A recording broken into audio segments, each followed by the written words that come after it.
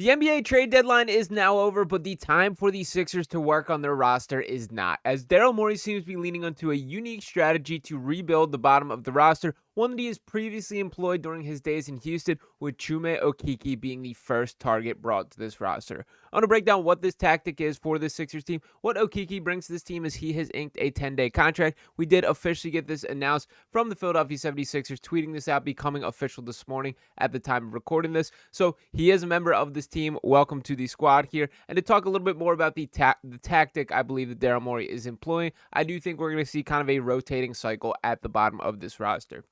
Now, what is the purpose of that? It is if you can strike gold on one of these players that has not panned out in other locations. And that is what an example of what Okeke is to the Sixers here. This is a guy to run through what he is and what he's brought off. First, I want to start off with the write-up to shout out to Adam Aronson, Sixers Adam, breaking this down here, who writes, the Sixers are signing 26-year-old wing Chuma Okeke to a 10-day contract, a source confirmed Thursday afternoon. ESPN first reported the agreement, that being Shams Charania there. Okeke, who stands 6'6" and weighs 229 pounds, was a first-round pick for the Orlando Magic in 2019, who never caught on after 189 games of NBA experience in 4 years. A career 31.8% three-point shooter, he has been unable to develop a reliable offensive skill set to this point.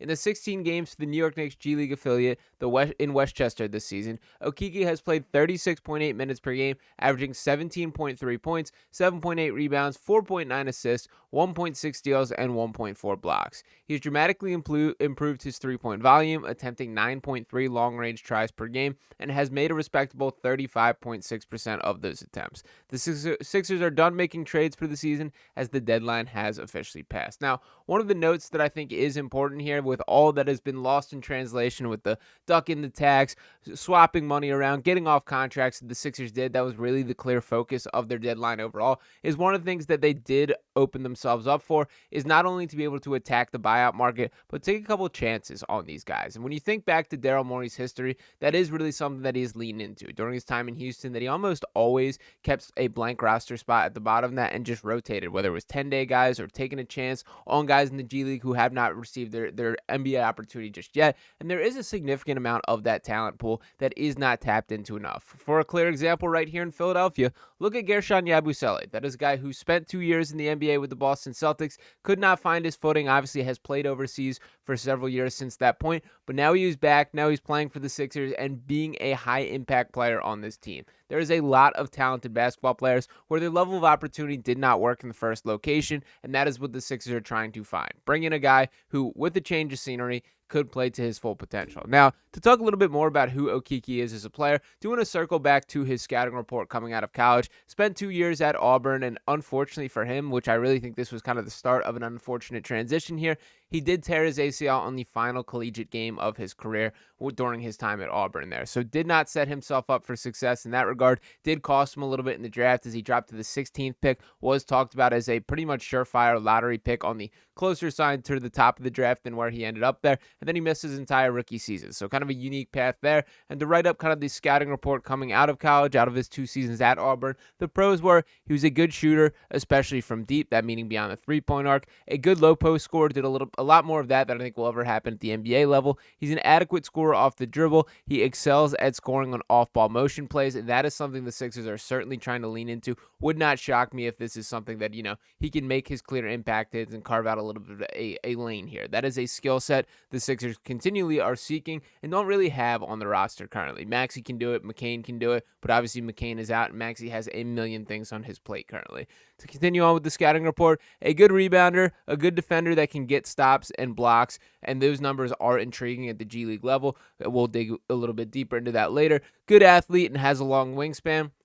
As far as the cons, he may struggle to consistently create his own shot. He can be careless on offense, which can lead to turnovers, can be undisciplined at times defensively. He may be between the forward positions there, sort of a 3-4 type of guy there. And of course, he tore his ACL late in the season, the final game that he played there. So the summary that was written up at the time of him being drafted says Chuma Okeke is an athletic combination forward that has a variety of skills that could prove to be useful to a team at the next level. He can shoot and score the basketball, and he can play and he can rise above the rim. You kind of get the write up here. The point being with Chuma Okeke is he's a guy who is your archetype of a 3-and-D player. but the reality is the production has not matched that. To this point, he falls in that category of what I would call a theoretical basketball player, that you understand what he can be, but the reality of what he is, we have not seen on a too much of a consistent level. Now, to talk about his NBA stats for a second, it has been a little bit of an uneven opportunity. As I mentioned, he missed the entirety of his first season with that torn ACL there in his knee.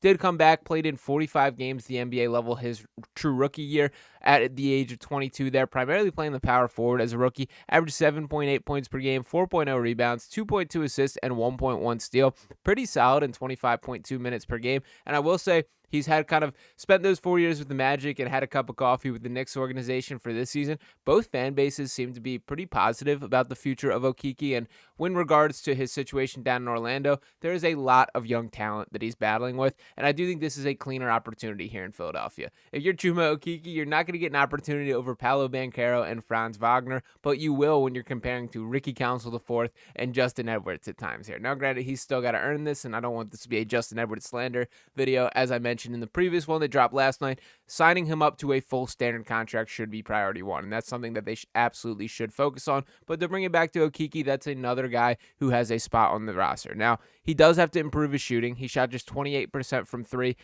just last season, 31.8% from his career. His best season was his rookie year, which is a little bit concerning how things have gone down since that point. Shot 34.8% from three as a rookie. It is unfortunate that so many players fall under this umbrella that basically the three-point shot is a make or break skill set for them. For Okeke, if he can knock it down at a 35% rate or better, I do think that he can stick at the NBA level. If that is not the case, or if defenses do not respect the jump shot, you kind of got to look a different direction there. And we've seen this play out for a number of guys in different situations. If you want to look at the Sixers directly here, a guy like Isaiah Joe obviously not nailed the three-point shot, has carved out a high-level lane as a role player with the Oklahoma City Thunder. Take a look at a guy like Matisse Thybulle, who has never been able to turn that corner, and despite everything that he brings defensively, it's really difficult to make some lineup combinations work with him, and they're kind of finding that out in Portland throughout the season. He really hasn't clung to the opportunity the way that I was hopeful that he could have. All love to Matisse there. But for the Sixers team specifically, it does feel like they're getting creative the second half of the season.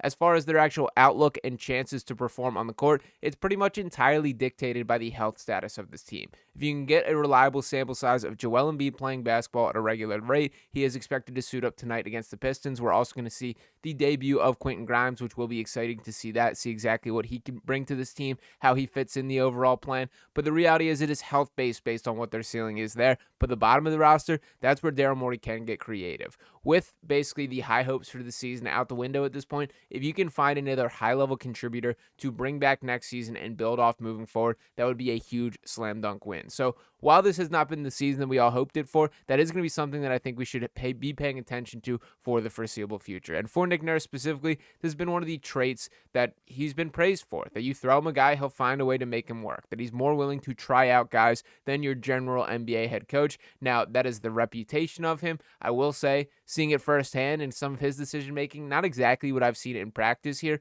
but I do think these standards and expectations for this year have altered slightly as the season has progressed and as there's been more and more that has gone wrong for the Sixers team. So that is my expectation, that they're going to be kind of cycling through guys at the bottom of the roster, really trying to maximize who those players can be, looking long-term into which one of these guys could turn themselves into a high-level role player. And if you do hit on one or two more of those guys, including what we've already seen with guys like Justin Edwards, that could be a really successful usage for the remainder of the year. And this does not distract from they obviously have to continue playing games. They are still just one game out of that 10 seed now, and I think it is more likely than not, I would even go as far as say almost guaranteed, that they at least have a chance in the playing game when factoring in the Hawks. Looked like they even became sellers at the deadline. The Chicago Bulls certainly bottomed out, sending Zach LaVine and really making seemingly a conscious effort to give yourself a better lottery chance there. We'll see what overall is the case there, but I do think the Sixers team are going to be a play-in team by default because the teams ahead of them sort of getting worse at the deadline there. So a lot of basketball still to be played. As I mentioned, the Sixers will be back in action against the Detroit Pistons tonight. Quentin Grimes making his debut, and who knows, we might see a little bit of Chuma Okeke as well. So that is a storyline I'll be watching from here on out, that rotating roster spot at the bottom of the roster, or who knows, maybe Okeke grabs the bull by the horns and commands that spot for the remainder of the season. We will be breaking things down either way right here on Sixers Digest. So do want to hear from you guys in the comments your thoughts on that sort of style of roster construction, or with Okeke specifically. If this is a player that you believe in, tell me why. As I mentioned, I know Magic and Knicks fans both seem pretty positive about him. He isn't a guy that I've seen a lot of since his college days there. Did like him coming out of Auburn, but I will say, looking at some of the G League tape, a little bit of a different player than I kind of remembered in my head. I think I had him mixed up with a little bit of a Chimzi Metu to an extent in my head for how I was remembering a guy. He's certainly the clear-cut 3-and-D archetype, and I kind of had him as more of a traditional big in my head. So very excited to see a closer look at him at the NBA level, assuming that opportunity does go his way. But once again, do want to hear from you guys in the comments. As always, appreciate everyone tuning in. Make sure you're smashing that subscribe button if you have not already. Drop a like on this video here. I'll be back talking to you next time. Peace.